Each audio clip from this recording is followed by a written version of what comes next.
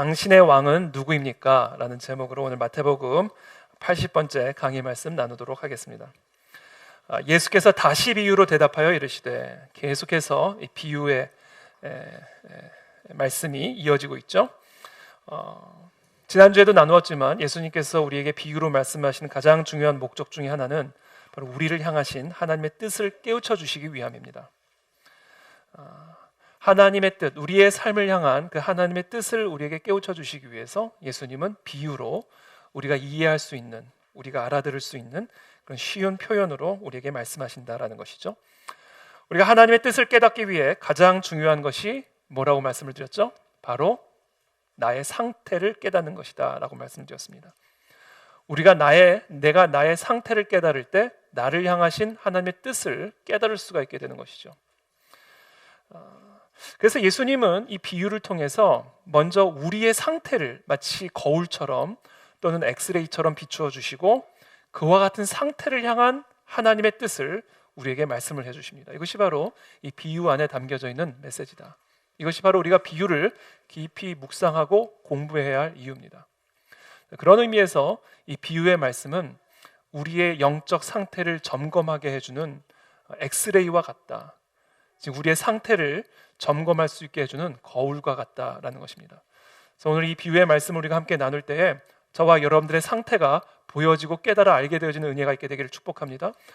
그리고 그와 같은 우리들을 향한 하나님의 뜻을 깨달아 알게 되는 그런 은혜가 이 아침에 있게 되기를 예수님의 이름으로 축복합니다. 자, 그렇다면 오늘 비유를 통해서 예수님은 우리의 어떤 상태를 점검하기를 원하시는가? 지금 예수님은 이 비유를 통해서 지금 우리의 어떤 상태를 보여주고 계시는가? 예수님은 이 비유를 통해 우리에게 질문하십니다. 누가 나의 왕인가?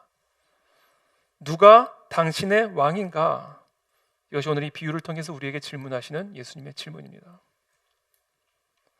예수님을 왕으로 모시는 자만이 천국 잔치에 들어갈 수가 있습니다. 우리의 인생이 잔치로 변화되어 줄 수 있는 오직 단 하나의 길, 우리의 인생이 슬픔으로 점철되어지는 것이 아니라 절망과 좌절로 점철되어지는 것이 아니라 그와 같은 인생이 잔치로 변화될 수 있는 길은 단 하나입니다. 하나님을 나의 왕으로 모시는 것입니다. 단순히 입으로만 왕이시여 왕이시여가 아니라, 단순히 우리의 입술로만 주여 주여가 아니라 정말 그분을 우리의 왕으로 모시는 삶이 되어질 때만, 그분의 음성을 왕의 음성으로 청종할 때만, 그래서 그분이 우리의 삶을 다스려 주시고 우리의 생각을 다스려 주시고 우리의 감정을 통치해 주실 때에만 우리는 진정으로 하나님의 천국을 이 땅에서 맛보는 잔치의 삶을 살아갈 수가 있게 된다는 것이죠. 저는 오늘 이 하나님의 말씀을 통해 우리의 삶이 잔치로 변화되어지기를 축복합니다. 기쁨과 희락이 넘치는 그 잔치로 우리의 삶이 변화되어질 수 있는 단 하나의 길은 하나님을 우리의 왕으로 모시는 것이다. 그것이 오늘 제가 여러분들과 함께 나누고자 하는 설교의 주제입니다. 오늘 본문에 보시면 사실 오늘 본문은 두 개의 비유가 연이어서 나오고 있습니다. 첫 번째 비유는 2절부터 나옵니다. 천국은 마치 자기 아들을 위하여 혼인잔치를 베푼 어떤 임금과 같으니 그 종들을 보내 그 청한 사람들을 혼인잔치에 오라 하였더니 오기를 싫어하거늘. 이미 초대를 받은 사람들로 하여금 빨리 이 잔치에 오도록 종들을 보냅니다. 그래서 그 청한 사람들을, 그 초대받은 사람들을 빨리 혼인잔치에 오라고 요구를 하죠. 그랬더니 이 사람들이 오기를 싫어했다, 이렇게 기록이 되어 있습니다. 그러자 다시 다른 종들을 보내며 이르되 청한 사람들에게 이르기를 내가 오찬을 준비하되 나의 소와 살찐 짐승을 잡고 모든 것을 갖추었으니 혼인잔치에 오소서 하라. 이어서 계속해서 혼인잔치에 올 것을 초대하고 있죠. 그러나 이번에도 그들이 돌아보지도 않고 한 사람은 자기 밭으로 한 사람은 자기 사업하러 가고 그 남은 자들은 종들을 잡아 모욕하고 죽이니 임금이 노하여 군대를 보내 그 살인한 자들을 진멸하고 그 동네를 불사르고. 이것이 첫 번째 비유입니다. 잔치에 초대받은 사람들로 하여금 빨리 오도록 요청을 했을 때 오기를 싫어했을 뿐 아니라 뒤도 돌아보지 않고 자기 밭으로 자기 사업을 하러 갔고, 남아있는 사람들은 그 종들을 모욕하고 잡아 죽였다. 그래서 왕이 군대를 보내어 살인한 자들을 다 진멸했다. 이것이 첫 번째 비유의 내용입니다. 두 번째 이어서 나오는 비유입니다. 8절부터 시작이 되죠. 이에 종들에게 이르되 혼인잔치는 준비되었으나 청한 사람들은 합당하지 아니하니 내거리 길에 가서 사람을 만나는 대로 혼인잔치에 청하여 오라 한대. 이번엔 그냥 무작위로 아무나 만나는 대로 다 혼인잔치에 초대하라, 이렇게 명령을 하죠. 그래서 종들이 길에 나아가 악한 자나 선한 자나 구분하지 않고 이방인이나 유대인이나 구분하지 않고 만나는 대로 모든 사람들을 다 잔치로 데려왔습니다. 그랬더니 이 혼인 잔치장에 손님들로 가득한 거예요. 첫 번째 비유에서는 아무도 오지 않았는데 두 번째 비유에는 모든 사람들이 다 왔습니다. 그리고 나서 임금이 손님들을 보러 들어올세 거기서 예복을 입지 않은 한 사람을 보고 이르되 친구여 어찌하여 예복을 입지 않고 여기 들어왔느냐 하니 그가 아무 말도 못하거늘 임금이 사환들에게 말하되 그 손발을 묶어 바깥 어두운 데에 내던지라. 거기서 슬피 울며 이를 갈게 되리라 하니라. 그러면서 오늘 말씀하신 이 모든 비유의 최종적인 결론, 이 비유를 통해서 이 대제사장들과 바리새인들에게 그리고 여기에 앉아있는 우리 모두에게 주시고자 하시는 예수님의 결론적인 메시지가 바로 14절입니다. 청함을 받은 자는 많되 택함을 입은 자는 적으니라. 여러분, 지금 예수님은 이 비유를 통해서 청함과 택함을 구분짓고 계십니다. 예수님은 오늘 이 비유를 통해서 초대와 선택을 구분짓고 계십니다. 모든 사람을 다 초대하셨어요. 모든 사람들에게 다 청하셨습니다. 그러나 초대받은 모두가 다 천국에 들어갈 수 있는 것이 아니에요. 그 중에 택함을 입은 자만이 천국에 들어갈 수 있고 그리고 그렇게 선택받은 자는 적다, 이렇게 예수님이 말씀하고 계십니다. 자, 이 말씀을 이렇게 바꿔서 말할 수가 있습니다. 매 주일 교회에 출석하여 예배에 참여하는 사람은 많지만 실제로 택함을 받은 자는 적다. 모태 신앙인으로서 교회에서 세례도 받고 직분도 받았지만 실제로 택함을 받은 자는 적다. 신학을 공부하고 목사가 되어 주의 이름으로 권능을 행하며 주의 선지자 노릇을 행하는 사람은 많아도 실제로 택함을 받은 자는 적다. 한마디로 스스로를 구원받은 그리스도인이라고 생각하는 사람은 많지만 그러나 실제로 택함을 받아 천국에 들어갈 사람은 적다. 이것이 오늘 이 비유를 통해서 스스로를 구원받았다고 생각하는 그리스도인들에게 주시는 하나님의 경고의 메시지입니다. 저는 오늘 이 메시지를 사람의 말이 아니라 하나님의 말씀, 왕의 말씀으로 받아들이는 은혜가 있게 되기를 축복합니다. 자, 예수님은 오늘의 이 비유를 통해서 우리 모두가 다 청함을 받았지만 이 천국잔치에, 이 영원한 천국잔치에 청함을 받았지만, 초대를 받았지만 그 초대를 받은 모두가 다 선택을 받은 것은 아니라고 분명하게 말씀하고 계십니다. 섞여 있다는 겁니다, 이 자리에. 자, 그렇다면 내가 택함을 받은 자라는 사실을 우리가 어떻게 확인을 할 수가 있을까요? 오늘 지금 내가 죽으면, 만약에 오늘 우리가 죽으면 지옥이 아니라 천국에 갈 것이라는 사실을 우리가 어떻게 확신을 할 수가 있습니까, 여러분? 여러 세례의 증서를 가지고 확신할 수 있을까요? 등록증을 가지고, 교회 등록증을 가지고 확신할 수 있을까요? 내 목사 안수식 증명서를 가지고 확신을 할 수가 있을까요? 도대체 무엇을 근거로 내가 가라지가 아니라 미리요, 염소가 아니라 양이라고 확신할 수 있을까요?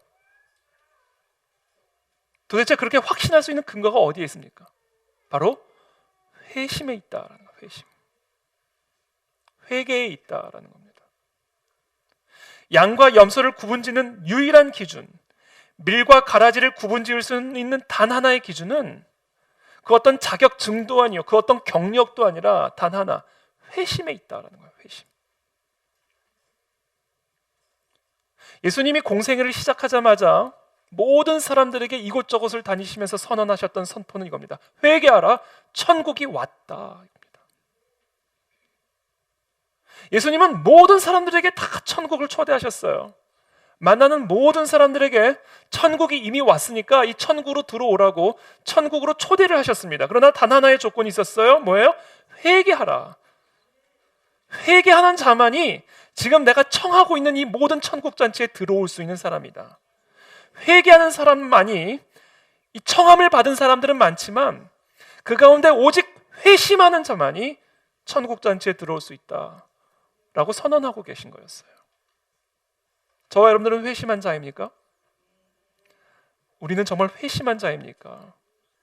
이것이 내가 최후의 심판대 앞에서 밀이 될지 가라지가 될지, 잔치에 들어갈 수 있을지 아니면 쫓겨나서 이를 갈며 슬피 우는 그런 처지에 처하게 될지 가늠할 수 있는 단 하나의 기준이다. 우리 가운데 회심하지 않은 자가 있다면 회심하는 은혜가 있게 되기를 축복합니다. 오늘 본문의 비유에서 사람들은 왜 왕이 베푸는 잔치에 초대장을 받고도, 지금 왕이 종을 보내서 초대장을 받은 사람들에게 빨리 잔치로 오라고 요청을 하잖아요. 근데 이 사람들은 왜 그 왕의 초대를 받고도 뒤도 돌아보지 않고 잔치에 오기를 싫어했을까요? 그 초대장에 다음과 같이 적혀 있었기 때문입니다. 회개하라. 이것이 바로 그들이 받았던 초대장에 적혀 있었던 문구였을 거예요. 회개하라. 천국에 들어오고 싶다면, 내가 베푸는 이 천국 잔치에 들어오고 싶다면 회개하라. 왕이 베푸는 잔치는 오직 회개를 통해서만 들어갈 수 있기 때문에 천국 잔치로의 초대는 곧 회개로의 초대였습니다. 이것이 바로 그들이 그 초대장을 받고도 뒤도 돌아보지 않고 그 잔치를 가기를 거부했던 이유입니다. 연이어서 또 다른 비유가 나오죠. 내거리 길에 가서 사람을 만나는 대로 혼인잔치에 청하여 오라 한데 종들이 길에 나가 악한 자나 선한 자나 만나는 대로 모두 데려오니. 자, 길거리에 나가서 악한 자든 선한 자든 이방인이든 유대인이든 상관하지 않고 모든 사람들을 다 잔치로 데려와라. 하나님이 그렇게 명령하시죠, 왕이. 그래서 그 모든 사람들이 다 천국 잔치장에 들어와 앉아 있었어요. 첫 번째 비유에서는 초대를 받은 사람들이 한 명도 잔치에 가지 않았지만, 이 두 번째 비유에서는 초대를 받은 사람들이 전부 잔치에 참석했습니다. 그래서 그 잔치장에는 손님들이 가득했어요. 지금 이 사람들은 어떤 사람들을 의미합니까? 믿음으로 주를 영접했다고 주장하는 사람들을 의미합니다. 주의 이름으로 귀신도 내쫓고 권능을 행했다고 주장하는 사람들을 의미합니다. 세례 증명서와 교회 등록증을 가지고 잔치에 참석한 사람들을 의미합니다. 자, 그런 사람들이 잔치장에 지금처럼 가득 모여 앉아 있는데 그때 임금이 들어옵니다. 그리고는 이렇게 하십니다. 임금이 손님들을 보러 들어올세. 거기서 예복을 입지 않은 한 사람을 보고 이르되, 친구여, 어찌하여 예복을 입지 않고 여기 들어왔느냐? 그가 아무 말도 못하거늘 임금이 사환들에게 말하되 그 손발을 묶어 바깥 어두운 데에 내던지라. 거기서 슬피 울며 이를 갈게 되리라 하니라. 이 예복이 무엇일까요? 이 예복이 바로 회개입니다, 여러분. 밀과 가라지를 구분짓는 단 하나의 기준, 양과 염소를 구분짓는 단 하나의 기준은 바로 회심이다. 청함을 받은 자는 많되 택함을 입은 자가 적은 이유가 바로 여기에 있는 겁니다. 회심이 없기 때문이다라는 거예요. 여러분, 우리 주위에는요, 예수님을 믿는다고 생각하지만 실제로는 회심하지 않은 사람들이 너무나 많이 있습니다. 세상에는 예수님을 믿는다고 고백하는 회심하지 않은 사람들이 너무나 많이 있어요. 온갖 유형의 미지근한 신앙을 갖고 예수님보다 세상을 더 사랑하면서 자기는 스스로 구원을 받았고 자기는 예수님을 믿는다고 말하는 사람들이 너무나 많아요. 그런 분들에게 예수님을 믿으라고 말해봐야 아무 소용이 없습니다. 왜냐하면 자기는 예수님을 믿는다고 말하기 때문에 그래요. 예수님을 믿으면서도 회개하지 않으면서, 예수님을 믿지만 회심하지 않은 사람들이 미지근한 신앙을 가지고 예수님보다 더 세상을 살아가는 사람들에게 예수님을 믿으라고 말해봐야 공허한 말에 불과합니다. 왜? 나는 예수님을 믿는다고 말을 하니까.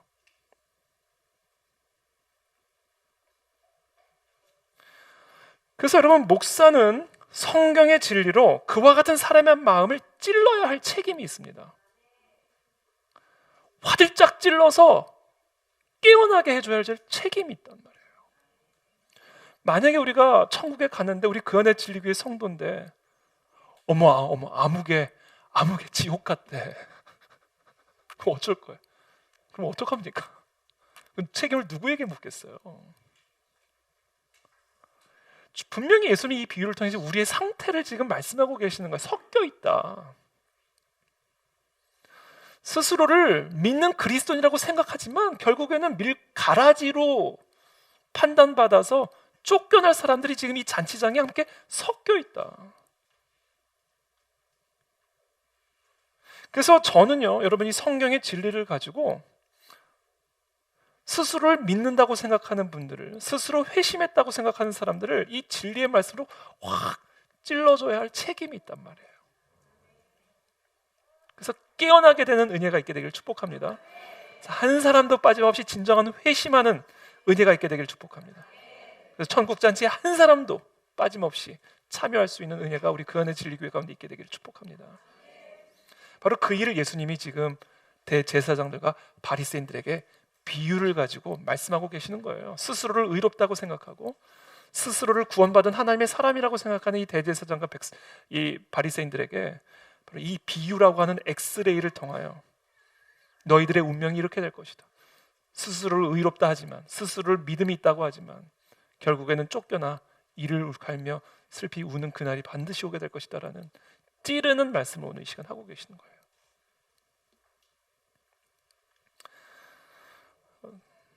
특별히 저는 이 표현이 너무 마음에 이렇게 아리게 와요. 바깥 어두운 데 내던지라. 거기서 슬피 울며 이를 갈게 되리라. 생각해 보세요. 여기 딱 있는데, 우리가 이렇게 있는데 임금이 들어오셔서 딱 보시고 예복을 입지 않은 사람, 회심하지 않은 사람 딱 집어가지고 밖에 내던져버리는 거예요. 자기는 지금 천국에 왔다고, 구원을 받았다고 생각하고 앉아 있었는데 임금이 들어오셔서는 그 사람을 딱 집어서 데리고 나가 밖으로 내던져버리는 거예요. 어두운 지옥으로. 그때 이 사람이 어떤 반응을 보일 건지를 얘기해 주시는데, 거기서 슬피 울며 꺼이꺼이 울며 이를 갈게 된다.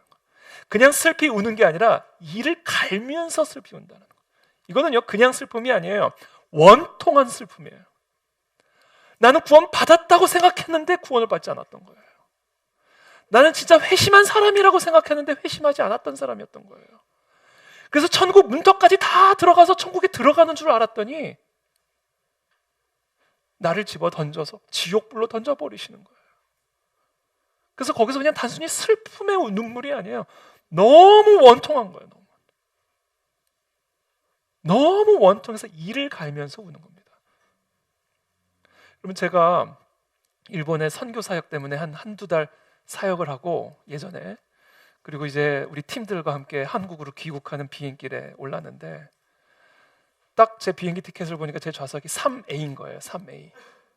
야, 하나님이 나를 또 이렇게 수고했다고 비즈니스석을 준비해 주셨구나.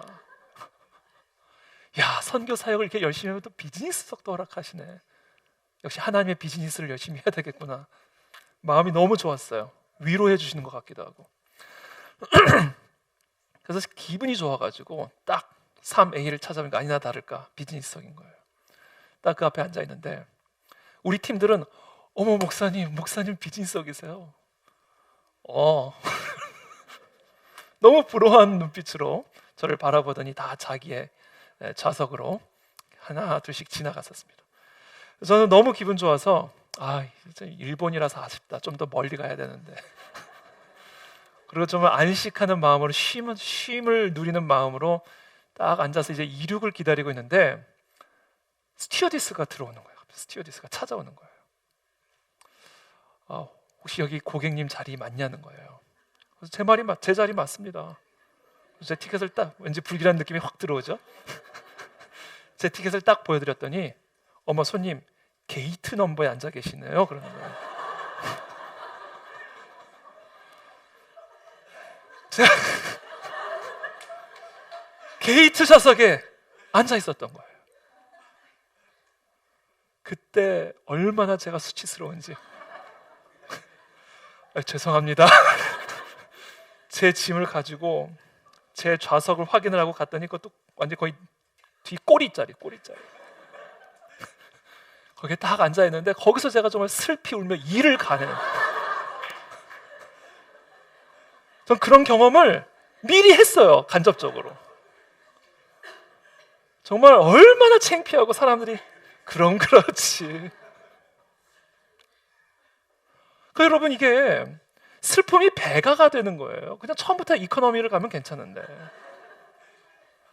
처음부터 나는 하나님 믿지도 않고 예수님 아예 그냥 평생 지옥 갈 생각하고 살았던 사람들은요, 그냥 슬픈 거예요. 진짜 지옥에 가면.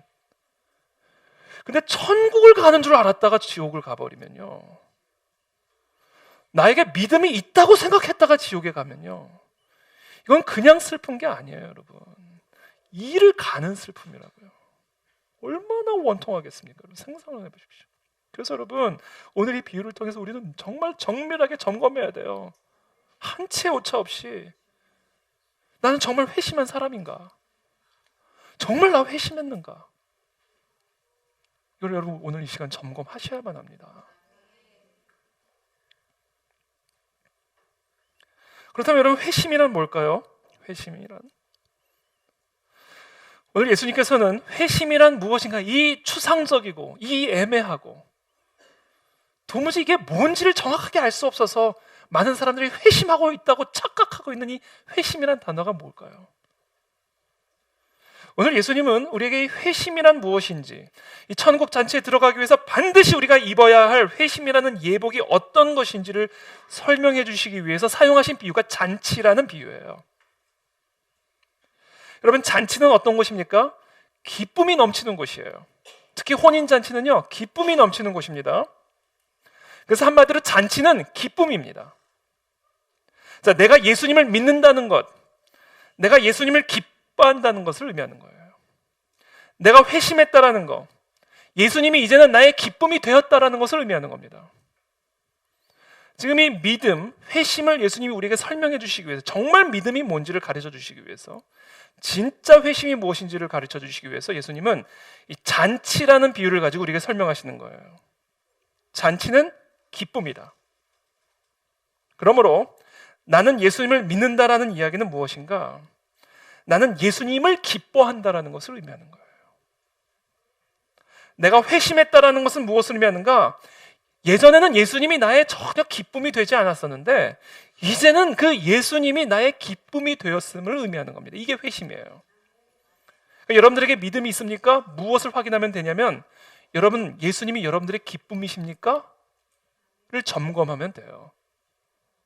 내가 정말 회심한 사람인가? 를 확인하고 싶다면, 예전에는 그렇지 않았는데 정말 이제는 예수님이 나의 기쁨이야 라고 고백할 수 있는가를 확인하시면 됩니다. 자, 그렇다면 한 단계 더 나아갈게요. 그렇다면 기쁨은 무엇인가? 우리는 언제 기쁜가? 만족함이 있을 때 기쁩니다. 이 기쁨이라고 하는 감정은 우리가 부족함이 없이 만족함을 누릴 때 나타나는 감정이에요. 그러므로 기쁨은 곧 만족함, 기쁨은 곧 부족함이 없는 상태. 그래서 내가 어떤 상태에 있어도 예수님 때문에 내가 만족함을 누려서 기쁘다라는 거예요. 이게 믿음이 있는 사람이고 이것이 회심을 한 사람의 특징입니다.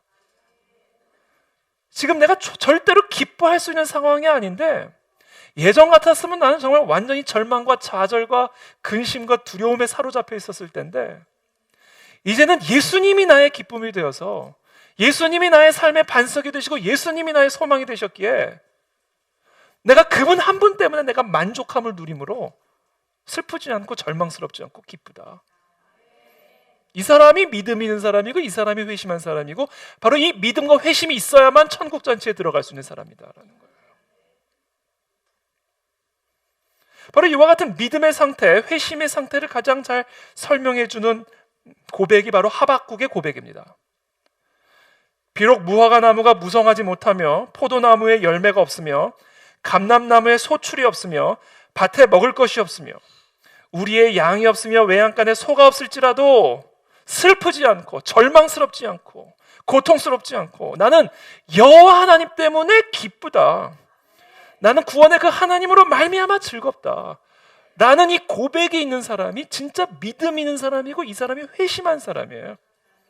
그리고 이 믿음과 회심을 가진 자만이 천국 전체에 들어갈 수 있는 사람이다라는 거예요. 이거를 점검해야 된다라는 거예요. 지금 내 삶에 무화과 나무가 전혀 무성하지 않아.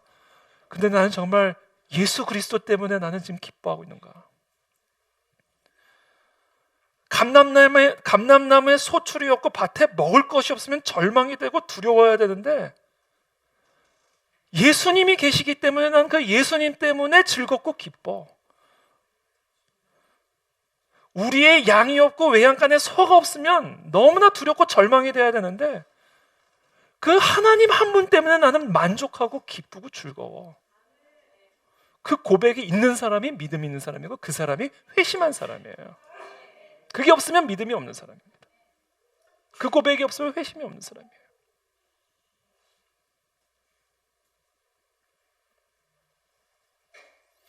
바로 이것이 믿음의 고백, 지금 이 하박국의 고백이 바로 믿음의 고백이고 바로 이 고백이 회심의 고백입니다. 이게 회심의 의미예요, 여러분.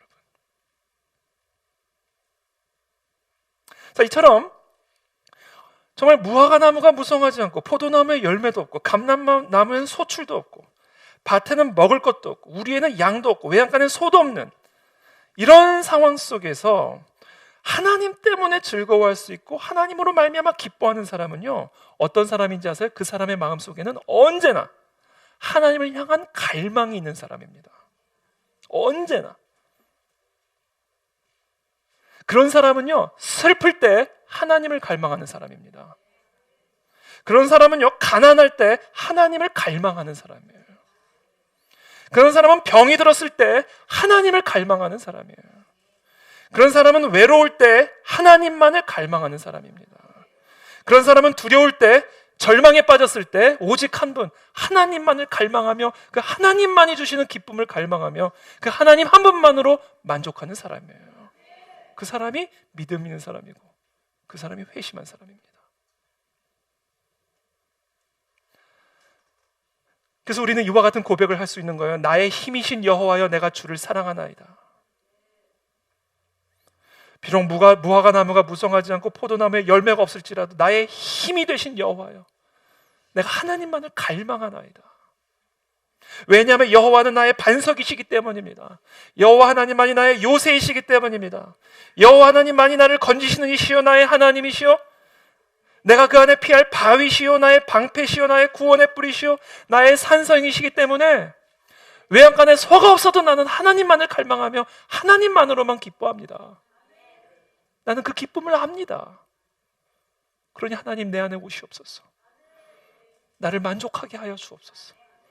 이 고백이 나오는 사람이 믿음 있는 사람이고 회심을 한 사람이에요.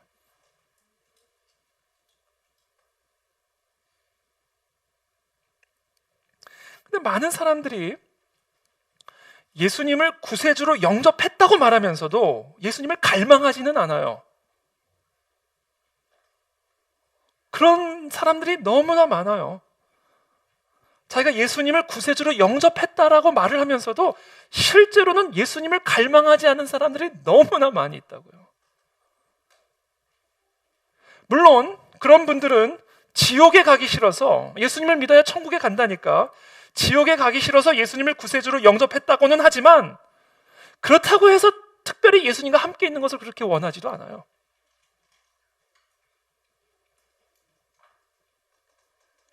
많은 그리스도인들이 천국에 가기 위해서 예수님을 자신의 주님으로 영접했다고는 하지만 그렇다고 해서 정말로 예수님을 자신의 주인으로 모시고 살아가지도 않아요. 물론 입으로는 주여 주여 합니다. 그러나 그런 분들은 예수님이 아닌 다른 주님들에게 더욱 순종하고 예수님보다 다른 주님들을 더 열심히 따르고 섬깁니다. 이런 믿음을 믿음이라고 할 수 있습니까? 바로 이런 형태의 믿음을 가지고 최후의 심판대 앞에 섰을 때 가라지로 판명당하는 거예요. 그럼 믿음이 예복이 없구나. 지금 예복이 없구나. 여러분, 이런 믿음이 정말 구원을 얻을 수 있는 믿음이라고 생각하십니까? 이런 믿음을 가지고 정말 내가 믿음이 있다라고 정말 여러분들이 생각하십니까? 이런 분들은요, 스스로를 그리스도인이라고 말은 하겠지만 아직 회심하지 않은 그리스도인이에요. 잔치장에 들어와 앉아있기는 하지만 예복을 입지 않고 들어와 앉아있는 그리스도인들입니다. 그런 그리스도인들은 청함을 받았지만 택함을 받지는 않은 그리스도인들이고요. 따라서 최후의 심판대 앞에서 밀이 아닌 가라지로 판명될 그리스도인들입니다.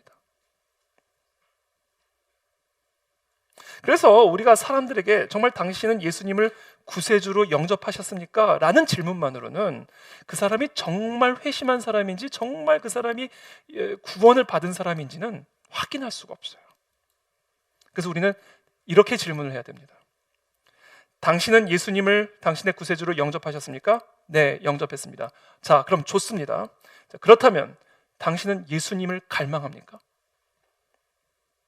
다른 모든 것들이 배설물처럼 여겨질 만큼 당신은 예수님을 갈망하고 예수님을 기뻐하는 삶을 살아가고 있습니까? 당신은 마음의 중심에 무화과 나무에 소출이 없고 밭에 먹을 것이 없고 외양간에 소가 없어도 예수님만을, 하나님만을 갈망하는 그 갈망으로 인한 기쁨이 여러분들 안에 있습니까? 를 반드시 질문해야 된다는 거예요. 그것을 반드시 점검해야 된다는 거예요. 우리의 신앙은 거기까지 미쳐야만 한다는 겁니다. 그것이 왕이 우리에게 요구하시는 예복이에요. 예복.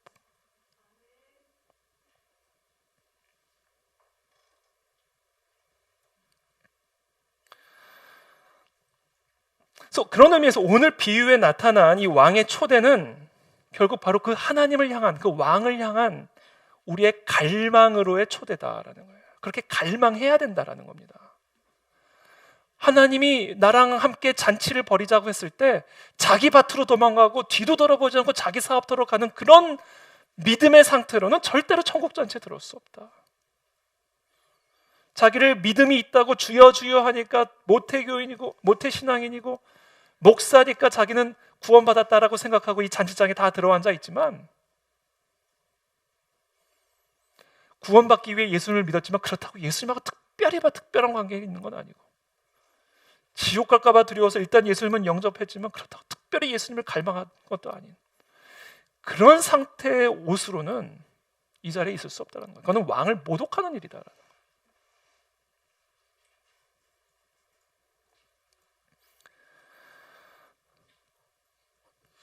자, 천국은 마치 자기 아들을 위해 혼인잔치를 베푼 어떤 임금과 같다 이렇게 얘기했어요. 지금 잔치를 배설한 주체는 임금이고 왕입니다. 왕의 잔치에 초대받은 겁니다. 그런데 이 초대를 거부했어요. 그 이유를 이렇게 얘기합니다. 그 종들을 보내요. 3절입니다. 그 청한 사람들을 혼인잔치에 오라 하였더니 오기를 싫어하거늘. 그래서 계속해서 다시 다른 종들을 보내며 이르되 청한 사람들에게 이르기를 내가 오찬을 준비하되 나의 소와 살찐 짐승을 잡고 모든 것을 갖추었으니 혼인잔치에 오소서 하라 하였더니 이번에는 그들이 돌아보지도 않고 한 사람은 자기 밭으로 한 사람은 자기 사업하러 가고. 여러분, 이게 바로 그런 형태의 그리스도인들이에요. 예수님을 믿는다고 하면서 세상을 더 갈망하는 사람들입니다. 회심했다고 하면서 예수님보다는 세상 속에서 더 큰 기쁨을 발견하는 사람들이에요. 그래서 초대장을 받아놓고도 돌아보지도 않고 자기 밭으로 자기 사업하러 가는 사람입니다. 진짜 기쁨은 예수님이 아니라 자기 밭에 있고 진짜 기쁨은 자기 사업 속에 있다고 믿는 사람들입니다. 그래서 예수님을 갈망하기보다는 예수님의 초대에 응하기보다는 자기 밭과 자기 사업을 더 갈망하는 사람. 거기서 끝나지 않아요.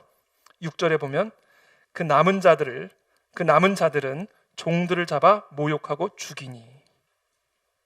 그냥 단순히 일이 바빠서, 밭일이 바빠서, 사업일이 바빠서 그래서 잔치에 오기 싫은 게 아니었어요. 그냥 단순히 오기 싫은 게 아니에요. 내가 죽어도 가기 싫은 정도가 아니에요. 내가 그를 죽여서라도 가기 싫은 정도입니다. 도대체 그 이유가 뭘까? 우리가 하나님을 갈망하지 않는 이유, 우리가 이 천국 잔치의 초대를 가기 싫어하는 이유는 그냥 바빠서가 아니에요. 그건 핑계죠. 죽어도 가기 싫은 정도도 아니에요. 그 초대를 하는 사람을 죽여서라도 가기 싫은 정도입니다. 도대체 그 이유가 무엇일까? 왜 우리의 마음 안에는 이토록 하나님의 잔치와 초대를 거부하고 가기 싫어하는 마음이 있을까? 그 이유가 뭔지 아세요? 로마서 1장 28절에 사도 바울은 이렇게 진단합니다. 그 마음에 하나님 두기를 싫어하는 마음 때문이다라는 거예요. 이게 우리 안에 있는 타락한 본성이다라는 겁니다. 우리 마음속에 하나님 두기를 싫어하는 마음 때문에 이 왕의 잔치에 초대를 받고도 가기를 싫어했던 이유예요. 여러분, 우리 마음 안에는 하나님을 두기 싫어하는 마음이 있습니다. 자, 그렇다면 우리는 왜 우리 마음속에 하나님 두기를 싫어할까요? 내 마음대로 하고 싶어서 그렇습니다. 내 마음대로. 이게 우리 안에 있는 본성이에요. 내 마음대로 살 때 내가 가장 큰 기쁨을 누릴 수 있다고 믿기 때문에 그렇습니다.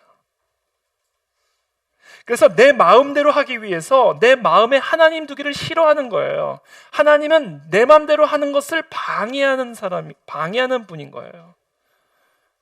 이래라 저래라. 그래서 내가 내 삶의 주인이 되어서 내가 내 마음대로 하는 것을 방해함으로 나의 기쁨을 빼앗아가는 분이기 때문에 그런 거예요. 그래서 내 기쁨을 유지하고 지켜내고, 그래서 끝까지 내가 내 삶의 왕이 되어서 내 마음대로 할 수 있는 삶을 살아가기 위해서 자꾸 초대하는 사람을 죽여서라도 가기 싫은 겁니다. 이게 우리 안에 있는 본성이다. 그만큼 우리는 내 마음대로 살고 싶은 강력한 갈망을 가지고 살아가는 사람들이에요. 그리고 내 마음대로 살 때 내가 가장 기쁠 수 있다라는 아주 확신을 가지고 살아가는 사람들입니다. 근데 여러분 한번 잘 생각해 보십시오. 내가 나 하고 싶은 대로 해서 정말 행복하게 됐는지. 저와 여러분들의 삶을 한번 성찰해 보시고 점검해 보게 되기를 바랍니다. 정말 내가 내 마음대로 살아서 정말로 자유로워졌는지, 내가 정말 내가 하고 싶은 마음대로 해서 정말 기쁜지. 오히려 우리는 종이 되었죠. 쾌락의 종이 되었고, 정욕의 종이 되었고, 근심의 종이 되었고, 두려움과 슬픔의 종이 되어버리고 맙니다. 왠지 아세요, 여러분? 내가 내 마음대로 하면 기쁠 것 같은데 오히려 그것의 종이 되어버린단 말이에요. 내가 내 마음대로 쾌락을 즐기면 자유로울 것 같은데, 기쁠 것 같은데 그 쾌락의 종이 되어버린다는 거예요. 내 탐욕을 마음껏 발휘를 하면 그 탐욕이 채워질 것 같은데 오히려 그 탐욕의 종이 되어버린다는 거예요. 그래서 근심은 더 커지고, 두려움은 더 커지고, 허무함은 더 커진다는 거예요. 왜 그런 일이 일어나는 것일까? 내 마음대로 살면 행복하고 기쁠 것 같은데 왜 오히려 나는 슬픔의 종이 되고 두려움의 종이 되는 것일까? 그 이유가 있습니다. 내 마음대로 사는 삶이라는 것은 내가 나의 왕인 삶을 사는 거예요. 이것은 무슨 의미냐면 내가 나를 왕으로 모시는 삶을 살아간다는 것을 의미하는 겁니다. 이게 내가 내 마음대로 살아가는 삶의 의미예요. 내가 나의 종이 되어서 나를 왕으로 모시고 사는 삶, 이게 내가 내 마음대로 사는 삶의 의미입니다.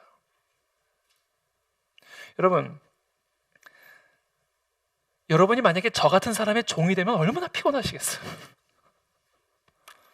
만약에 제가 여러분과 같은 분들의 종이 되면 제가 얼마나 피곤하겠어요? 나같이 원하는 것도 많고, 나같이 짜증도 쉽게 나고, 나같이 불평도 많고, 나같이 불만도 많고, 나같이 까다롭고. 여러분, 누군가가 나 같은 사람의 종이 되면 그 사람이 얼마나 힘들겠습니까? 얼마나 피곤하겠어요? 여러분, 내가 그런 나의 종이 되어서 살아가기 때문에 내 안에 쉼이 없고 내 안에 만족이 없고 항상 피곤하고 두려운 겁니다. 내가 나 같은 사람의 종이 되었기 때문에, 내가 나 같은 사람을 왕으로 모시고 있기 때문에 내 삶에 안식이 없고 쉼이 없고 두려움과 근심과 고통만 있을 뿐이에요. 이게 내가 내 마음대로 사는 사람들에게 주어지는 열매다라는 거예요. 그래서 한번 여러분의 삶을 잘 성찰해 보십시오. 여러분이 여러분 마음대로 살 때 행복했는지, 여러분들이 여러분을 마음껏 살 때 정말 자유했는지? 아니요. 가장 어둡고 가장 불행했던 시기였을 겁니다. 그래서 우리에게는 나 같은 왕이 아니라 진짜 왕이 필요로 하는 거예요. 진짜 왕. 나 같은 자를 왕으로 섬기는 종으로 살아가는 게 아니라 진짜 나를 생명의 길로 인도할 수 있는 왕, 나를 진짜 행복의 길로 인도할 수 있는 왕, 나를 진짜 기쁨의 길로 안내해 줄 수 있는 진짜 왕이 필요한 거예요. 그분이 바로 예수 그리스도이십니다. 오늘 왕이 베푸신 혼인 잔치로의 초대는 바로 하나님의 아들 예수 그리스도를 우리의 삶의 왕으로 모실 것을 초대하고 있는 거예요. 더 이상 나 같은 사람을 왕으로 모시는 삶이 아니라 전능하신 만왕의 왕, 온 하늘과 땅의 모든 권세를 가지신, 여기 표현대로 모든 것을 갖추신, 나의 소와 살찐 짐승을 잡고 모든 것을 다 갖추신 그 만왕의 왕 여호와 하나님을 나의 왕으로 섬기고 그 왕에게 순종하는 그 삶으로 초대하고 계시는 겁니다. 그러므로 여러분, 진짜 회심은 무엇인가? 왕이 바뀌는 거예요. 왕이 바뀌는 거예요. 우리가 그 예수 그리스도를 우리의 진짜 왕으로 섬길 때 우리는 진짜 기쁨을 맛보게 되고 진짜 만족함을 느끼게 되고, 그래서 그 왕을 순종하고 그 왕을 사랑하고 그 왕을 예배하는 일에 갈망을 가지고 살아가게 되었다. 바로 그 사람이 회심한 사람이고 그 사람이 믿음이 있는 사람이에요. 그래서 여러분, 회심이란 한마디로 왕이 바뀌는 겁니다. 나 같은 사람을 왕으로 모시는 게 아니라 여호와 하나님, 그 하나님의 아들 예수 그리스도를 나의 왕으로 섬기는 것, 그리고 그 왕에게 순종함으로써 그 왕의 통치를 받는 삶. 그 사람이 회심한 자요 천국 잔치를 이 땅에서부터 누릴 수 있는 하나님의 자녀들이다라는 거예요. 여러분, 하나님이 우리의 삶을 다스리기 시작하잖아요. 그럼 우리의 삶은 잔치로 변화됩니다. 우리의 삶에 하나님의 나라가 임하기 시작하잖아요. 그러면 우리의 삶에는 잔치가 시작이 돼요. 하나님의 주권으로 우리의 우울을 다스리기 시작할 것이고, 하나님의 전능하신 주권으로 우리의 두려움들을 다스리기 시작하실 것이고, 하나님의 전능하신 권세로 우리의 모든 슬픔과 근심들을 다스리기 시작하실 거예요. 우리의 삶의 보좌에 하나님을 왕으로 모셔드려 보십시오. 하나님이 우리의 삶을 다스리고 통치하기 시작하십니다. 그 하나님의 다스림과 통치가 우리의 삶 가운데 임할 때 슬픔은 자리할 수 없고, 근심은 자리 잡을 수 없고, 두려움은 자리 잡을 수 없다. 바로 그와 같은 왕의 잔치에 우리 모두가 초대를 받은 거예요. 그러므로 그와 같은 잔치를 정말 저와 여러분들이 누리기를 원한다면 이제 우리 모두가 예수 그리스도를 다시 한번 왕으로 영접하게 되기를 축복합니다. 내가 내 삶의 종이 되어, 내가 나의 종이 되어 살아가는 삶을 이제는 종식시키고, 내가 나를 기쁘게 하고 왕이신 나를 순종하고 왕이신 나를 섬기고 왕이신 나의 만족을 위해 살아가는 삶을 이제는 종식시키고, 진짜 참된 왕이신 그 예수 그리스도의 종이 되어 그분의 말씀을 청종하고 그분의 말씀에 순종함으로써 그분이 나를 다스리는 삶, 그 진정한 잔치가 시작되는 그런 삶으로 들어가시는 은혜가 있게 되기를 축복합니다.